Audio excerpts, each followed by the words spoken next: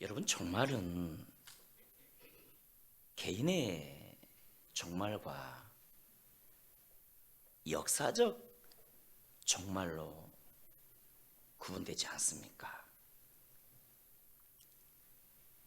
개인의 종말이라 함은 우리 모두가 겪게 되는 죽음을 뜻하고요.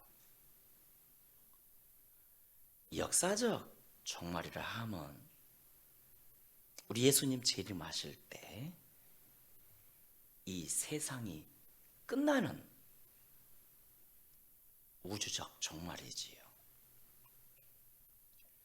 여러분, 우리 예수님 초림 때에는 우리를 죄에서 구원하기 위한 구원자로 오셨지만 재림 때는 만 왕의 왕으로 하늘의 천군 천사들과 이 땅에 내려오게 되는데, 그때는 심판주로 오셔요. 믿지 않는 사람들을 심판하기 위해서. 좀 더 세게 말씀드리면 지옥으로 던지기 위해서 오세요. 그러나 그것이 믿는 자에게는 영광의 날이겠지요. 왜냐하면 그 날이 천상으로 올려지는 날이거든요. 사도행전 2장에서 말씀하지 않았습니까? 그 날이 믿는 자에게는 영화로운 날이라고. 저와 여러분에게 그 날이 영화로운 날이 되기를 축복합니다. 계시록 11장 15절에 일곱째 천사가 나팔을 불매 하늘에 큰 음성들이 나와서 이르되 세상 나라가 우리 주와 그의 그리스도의 나라가 되어 그가 세세토록 왕노릇 하시리로다. 와, 그날은 주께서 영광 중에 오셔서 세상 나라를 그리스도의 나라로 만들고 영원토록 다스리세요. 통치하세요. 왕노릇 하세요. 여러분, 예수님 재림하실 때 어떤 일이 벌어지는 것입니까? 마태복음 24장 10절 이하에 그때에 두 사람이 밭에 있으니 한 사람은 데려가고 한 사람은 버려둠을 당할 것이요, 두 여자가 맷돌질하고 있음에 한 사람은 데려가고 한 사람은 버려둠을 당할 것이니라. 그러므로 깨어있으라. 어느 날에 너희 주가 임할는지 너희가 알지 못함인지라. 와, 그날에는 두 사람이 함께 밭에서 일하다가 한 사람은 갑자기 공중으로 올라가고요, 그러나 한 사람은 남게 되고요, 또 두 사람이 함께 맷돌질을 하다가 한 사람은 데려감을 당하고, 그러나 다른 한 사람은 버려둠을 당합니다. 그렇다면 그 버림 당한 사람은 어떻게 될까요? 슬피 울며 이를 갈매 있으리라. 때문에 우리가 어떻게 해야 합니까? 42절에 깨어있으라. 깨어있으라. 어느 날에 너희 주가 임할는지 알지 못함이니라. 깨어있으라. 깨어있으라. 그래서 여러분, 성도에게 가장 위험한 게 뭔지 아세요? 가장 위험한 거, 세상 일에 그냥 바빠가지고 주님 오신다는 생각도 없이 살아요. 끊임없이 이룹니다. 내일 하면 되지 뭐. 다음부터 하면 되지 뭐. 전혀 준비하지 않습니다. 이게 제일 위험한 거예요. 세상 성공을 위해서는 그렇게 애쓰면서 열정을 쏟으면서 주님 맞을 준비는 다음에 그럽니다. 그런데 여러분, 지금 안 하면 다음도 없어요. 내가 오늘이 마지막이 될지 어떻게 아냐고요. 어떻게. 유명 영화배우 우리 안성기 씨 백혈암 걸리셨더라고요. 안타까워가지고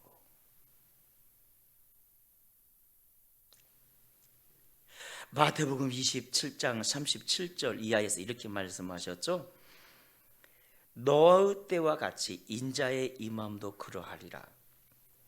홍수 전에 노아가 방주에 들어가던 날까지 사람들이 먹고 마시고 장가들고 시집가고 있으면서 홍수가 나서 그들을 다 멸하기까지 깨닫지 못하였으니 인자의 임함도 이와 같으리라. 여러분, 예수 재림이 노아의 때와 같답니다. 사람들이 그냥 평소처럼 먹고 마시고 시집가고 장가 들고 그렇게 사느라고 깨닫지 못한 겁니다. 전혀 준비 안 했다가 다 심판받은 거 아닙니까?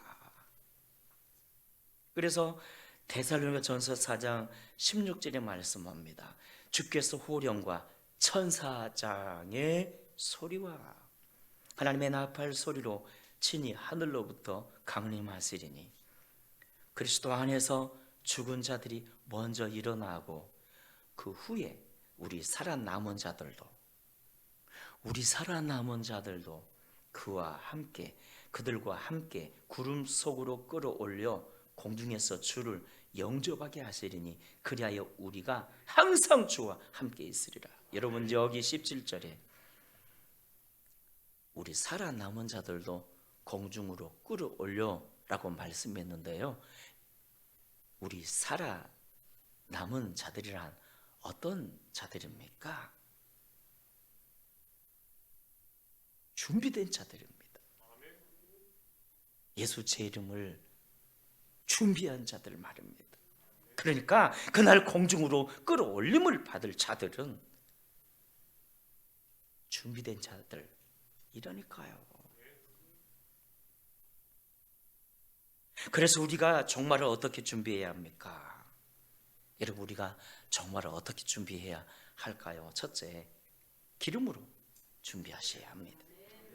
마태복음 25장 열처녀 비유에서 평소 기름 준비 못한 그 5처녀는 껍데기 신앙이죠. 그 기름 준비 못한 5처녀는 신랑이 왔음에도 맞을 수가 없었어요. 신랑이 준비 안 했다며 문을 닫아버렸거든요. 그러나 기름 준비한 5처녀는, 즉 성령으로 거듭난 참 신자는 혼인잔치에 주인공 되지 않았습니까? 우리가 그렇게 되기를 축원합니다. 여러분, 사람이 어떻게 해야 참 신자가 되는 것입니까? 크게 따라합시다. 성령으로 거듭나야 합니다. 요한복음 3장 5절에서 사람이 물과 성령으로 나지 아니하면 하나님 나라에 들어갈 수 없느니라. 사람이 성령으로 거듭나지 아니하면 하나님 나라에 못 들어갑니다. 구원받지 못합니다. 천국 백성 못 됩니다. 그렇다면 거듭남의 증거가 뭘까요? 성령 받고 거듭난 자의 증거가 뭘까요? 열매가 뭘까요? 첫째는 하나님을 사랑하고요. 여러분, 거듭난 사람들은요, 하나님이 좋아요. 하나님이 사랑스러워요. 그래서 예배가 즐거워요.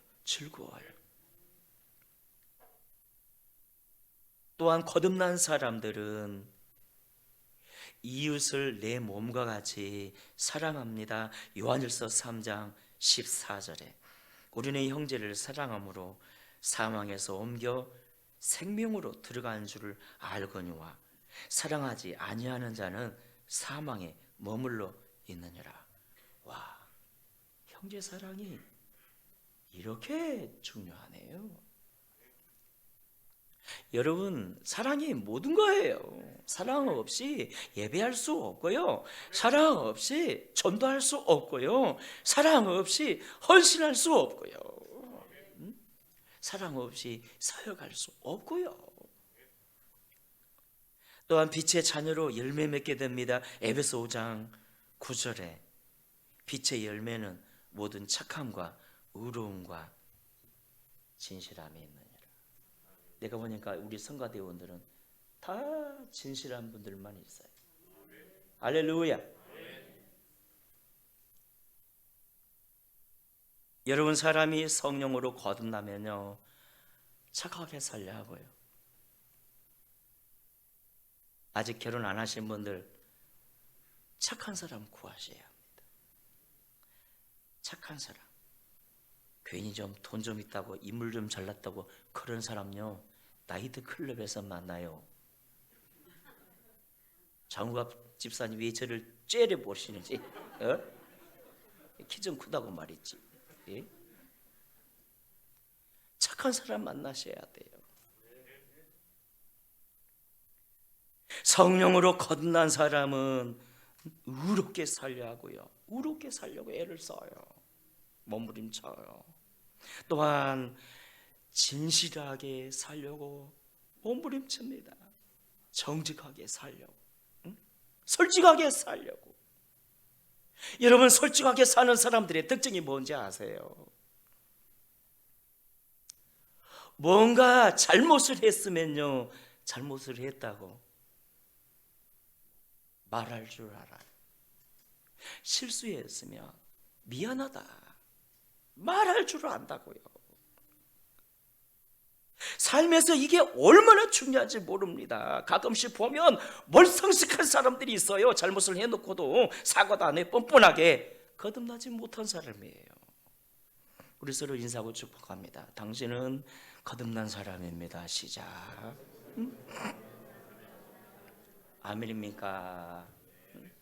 또한 둘째, 우리가 종말을 어떻게 준비해야 합니까? 회개와 변화된 삶으로 준비해야 합니다. 왜냐하면 천국은 회개하는 자가 가는 곳이거든요. 여러분, 우리가 살다 보면 얼마나 죄가 많습니까? 그거 다 용서받고 가셔야 합니다. 또한 에베소 4장 22절에서 이렇게 말씀하네요. 너희는 유혹의 욕심을 따라 썩어져 가는 구습을 따르는 옛사람을 벗어버리고 오직 심령에 새롭게 되어 하나님을 따라 의와 진리의 거룩함으로 지으심을 받은 새 사람을 입어라. 새 사람을 입어라. 무슨 뜻입니까? 새 속에 물들지 말라. 새 속에 말씀 안에서 의롭게 살라. 예수님의 성품으로 살라는 것입니다. 즉 변화된 삶으로 종말을 준비하라. 변화된 삶으로. 또한 셋째, 우리가 종말을 진리의 성령으로 무정하며 사셔야 합니다. 진리의 성령으로. 요한복음 16장 13절에 그러나 진리의 성령이 오시면 그가 너희를 모든 진리 가운데로 인도하시리니, 모든 진리 가운데로 인도하시리니. 여러분, 여기서 진리가 뭘까요? 예수님이 요한복음 17장 17절에서 말씀하셨죠. 내 아버지의 말씀이 진리라고. 그러니까 진리의 성령이 오시면 말씀으로 우리를 인도해 주시니, 무엇으로? 말씀으로 우리를 인도해 주시니 우리는 말씀으로 무장해야 한다는 거예요. 말씀으로 무장. 하나님 말씀으로 무장. 또한 요한복음 16장 4절에서 예수님이 진리라고 말씀하시네요. 내가 곧 길이요 진리니. 즉 우리 구원은 예수밖에 없다는 거예요. 예수. 그래서 오직 예수 말씀하지 않았습니까? 그런데 자꾸 진리를 미혹하는 자들이 있어요. 데살로니가 후서 2장 12절에 진리를 안 믿고 불의를 좋아하는 자들이 있습니다. 자유주의 목사들이라든지 WCC를 주장하는 목사들이라든지 그들은요 진리를 안 갑니다. 여러분, 우리가 믿을 때 성경대로 믿어야지. 가감하면 안 돼요. 무슨 다른 종교에도 구원이 있다면서. 감리교 신학대학교 변선한 교수가 예수피나 태주피나 다른 종교에도 구원이 있다고 말했지요. 근데 이 감리교가 난리가 났습니다. 아니, 그랬으면 내 쫓아야지. 응? 나중에 헤롯처럼 하나님이 그를 쳐 죽이셨는데 피를 토하고 죽지 않았습니까? 응? 무슨 다른 종교에도 구원이 있다면서. 응? 종교 통합주의를 내세우고 카톨릭도 인정하고 자유주의도 인정하면서 다 하나가 되자. 응? 종교 통합주의를 외치는데 안 믿는 사람들이야 잘했다며 박수를 치겠지만 그거 다 지옥 가는 일입니다. 진리에 어긋나요. 그런데 왜 이상하게 그런 사람들이 많을까요? 그런 목사들이 많을까요? 성령을 못 받아서 그래요. 여러분, 우리 믿는 거요 신념적 지식으로 많이 안 돼요. 성령 받아야 된다고요. 성령 받아야 된다고요. 기름이 있어야 돼요. 와, 요즘 유튜브 보니까 극과 극이 판을 칩니다. 한쪽에서는 종교 통합주의가 막 판을 치고 또 한쪽에서는 자유주의가 판을 치고. 여러분, 이단들의 특징이 뭔지 아세요? 교회관을 흐려놔요. 은근슬쩍 교회를 부정하면서 교회 안 나가도 된다면서, 주일 성수 안 해도 된다면서.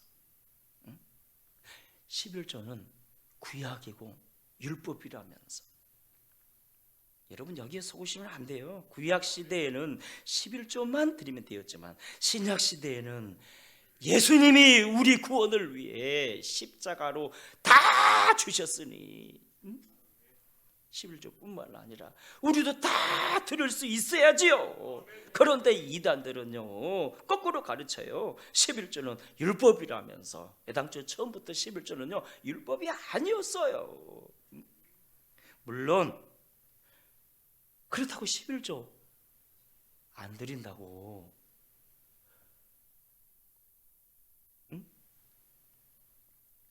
구원에서 낙오되는 거 아닙니다. 11조 못 드린다고 하나님의 사랑에서 끊어지는 건 더더욱 아니죠. 하지만 우리가 성도로서 바로 알고요 바로 믿어야지. 할렐루야. 바로 알고 바로 믿어야죠. 내가 못 낸다고 11조 부정하면 마귀 자식입니다, 여러분. 와, 요새 보니까 목사들도 그냥 이단이나 신천지에 빠져가지고 목사들도 신학을 제대로 안 해서 그래요. 어디서 불 받았다면서 그냥 계시 받았다면서 나는 하나님이 직접 세웠다면서. 근데 참 신기한 건 그런 사람들이 인기가 더 많아요. 유튜브에 들어가고 딱 들어보면 굉장히 맞는 말 같지만 결정적인 어떤 치명적 약점이 있어요. 치명적 이단기가 있어요. 그거 못 골라내고 말이죠. 푹 빠져가지고 나 자유 얻었네, 우리 자유 얻었네, 야 진리를 발견했다면서 목사들이, 중직자들이. 여러분 기억하십시오. 성령은 철저히 진리의 영이십니다. 질서의 영이세요. 질서의 영이세요. 또한 넷째, 종말의 시대에 우리는 보물을 하늘에 땅에 쌓아두지 말고 하늘에 쌓아야 합니다. 따라합시다. 보물을 하늘에. 마태복음 6장 19절에 말씀했죠. 너희를 위하여 보물을 땅에 쌓아두지 말라. 거기는 점과 동록이 해하며 도둑이 구멍을 뚫고 도둑질 않느니라. 오직 너희를 위하여 보물을 하늘에 쌓아두라. 거기는 점이나 동록이 해하지 못하며 도둑이 구멍을 뚫지도 못하고 도둑질도 못하느니라. 보물을 하늘에 쌓는다는 것은 하나님의 영광과 복음을 위해 사용하는 것을 뜻하지. 예를 들면 남을 도와준다든지, 선교사나 주의 종들을 섬긴다든지, 가난한 성도들을 돕는다든지, 이게 하늘의 복음을 쌓는 일 아닙니까? 할렐루야. 하늘의 보물을 쌓으셔야 합니다.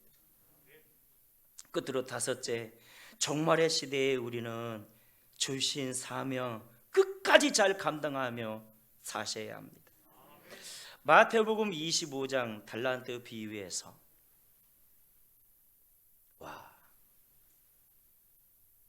이 주인이 5달란트, 2달란트 이윤을 남겼던 종에게 칭찬을 선포하지 않았습니까? 잘하였도다 착하고 충성된 종아, 네가 적은 일에 충성하였음에 내가 많은 것으로 내게 맡기리니 내 주인의 즐거움에 참여할지어다. 하늘의 천군 천사들, 무무백관들 앞에서 주님께서 그렇게 칭찬을 하세요. 그런데 한 달란트 받은 종은 그 한 달란트를 가지고 주인을 위해 아무것도 일하지 않고 땅속에 묻어놨잖아요. 묻어놨잖아요. 주인이 엄히 책망하지 않았습니까? 이 악하고 게으른 종을 바깥 어두운 곳에 던져라. 거기서 슬피 울며 이를 갈미 있으리라. 주께서 우리에게 주신 은사들이죠. 달란트들 땅에 묻어놓지 마세요. 주님을 위해 쓰시기 바랍니다. 주님을 위해 헌신하세요. 우리 9시 예배, 다음 세대 예배 때도 아까 9시 예배 때 보니까 한 100여 명 이렇게 예배를 드렸는데 얼마나 또 뜨거웠는지. 와, 다음 세대 예배 좀 오셔가지고 운전도 해주시고 간식도, 앞으로는 간식도 체계적으로 줘야 돼요. 이 자리에 500명이 앉을지어다. 목사님, 500명 앉을 자리가 어디 있어요? 이 좌석이 315석입니다. 의자 몇 개 채워가지고 한 300석 빡빡하게 앉으면, 와, 따라합시다. 주여, 우리의 꿈을 이루어 주옵소서. 그래서 또 이 아이들이 지금 당장 말고 장장하면 좋지만 아이들이 11시 예배도 참석할 수 있는, 대예배를 참석할 때 해야 되잖아요. 대예배 참석하면 성도 아닙니다. 낮예배 참석을 딱 할 줄 알아야 돼요. 그래서 딱딱한 설교도 좀 들을 줄 알아야 되고 말이죠. 그래야 청년이 되고 장년이 되면 믿음이 되는 거예요. 열매가 있더라고요. 주일학교 예배만 드리니까 주일학교 마치면 예배도 마치더라고, 신앙도 마치더라고. 그래서 한국교회가 다시금 요즘은요 다음 세대에 말하지 않는 겁니까? 따라합시다. 우리는 끝까지, 그래서 끝까지 주의 일하다가 주님을 맞이할 수 있어야 합니다. 마태복음 24장 45절 이하에 충성되고 지혜 있는 종이 되어 주인에게 그 집 사람들을 맡아 때를 따라 양식을 나눠줄 자가 누구냐? 주인이 올 때 그 종이 이렇게 하는 것을 보면 그 종이 복이 있으리라. 무슨 뜻입니까? 끝까지 충성하는 자에게 천국까지 다 맡긴답니다. 끝까지 충성하는 자에게. 또한 계시록 2장 26절에 이기는 자와 끝까지 내 일을 지키는 그에게 만국을 다스리는 권세를 주리니, 끝까지 내 일을 지키는 그에게. 여러분, 주의 일이 어떤 일이에요? 우리가 교회를 통해서 예배하고 헌신하고 영혼들을 섬기는 일 아닙니까? 끝까지 주의 일을 지키는 자에게 어떤 권세를 주신다고요? 만국을 다스리는 권세를 주시리라. 여러분, 사도 바울은 사명의 길을 걸으면서 정말 핍박과 고난을 많이 당했지요. 그러면서 그가 위대한 건 단 한 번도 포기하지 않았습니다. 묵묵히 십자가의 길을 갔고요. 십자가의 길을 갔고요. 그래서 그가 죽음을 앞두고는 이렇게 고백하지 않았습니까? 관제, 전제와 같이 벌써 내가 부음이 되고 나의 떠날 기약에 가까웠도다. 내가 선한 싸움을 싸우고 나의 달려갈 길을 마치고 믿음을 지켰으니 이제 후로는 나를 위하여 의의 면류관이 예비되었으므로 주 곧 의로우신 재판장이 그날에 내게 주실 것이니 나뿐 아니라 나처럼 우리를 사모하는 모든 자에게니라. 여러분, 이 땅에서 뭐 돈 100억을 벌고 뭐 1000억을 벌고 뭐 벽병 아파트에 살아도 인생 70이요 강건하면 90입니다. 아니 100입니다. 인생 90이요 강건하면 100입니다. 다 놓고 간다고요. 남는 것은 주님밖에 없어요. 남는 건 믿음밖에 없어요. 주님을 남기시는. 그래서 우리 주님 오실 때 들림받는 우리 모두가 되시기를 주의 이름으로 축원합니다. 설교를 마무리하며 영상을 듣도록 하겠습니다. 영상 준비해 주세요. 순교자.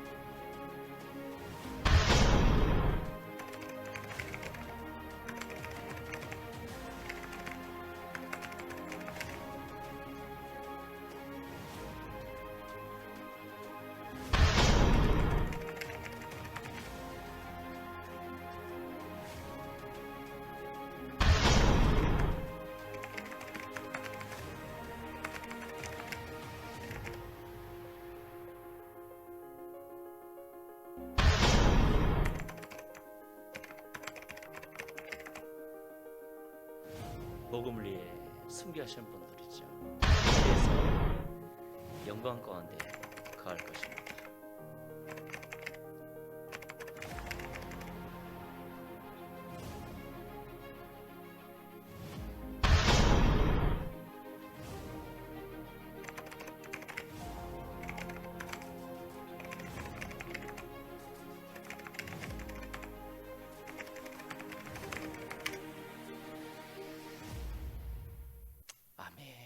할렐루야. 우리 오늘 말씀 생각하며 함께 찬양하실까요?